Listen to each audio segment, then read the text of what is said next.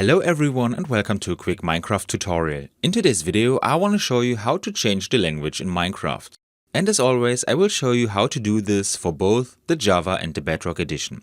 First I start the Java edition, and to change the language I click on Options. I have this menu not only here in the main menu but also when I pause the game. From here I click on Language, and now I can select the desired language. Little fun fact, Minecraft also offers some unusual languages in the Java edition, such as Upside Down or Pirate Speak. From here we select the desired language and click on Done. And we can already see that the language has been changed here in Minecraft. The language can also be easily changed in the Bedrock edition, only the menu navigation is a little different.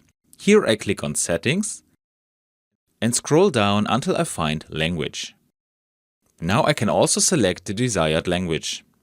However, the languages just shown, such as Pirate Speak or Upside Down, are not available in the Bedrock edition. If I click on another language, it is changed automatically. And that's all you need to know. I hope you enjoyed the video and I will see you again in the next tutorial. Until then, your tutorial guy. Bye!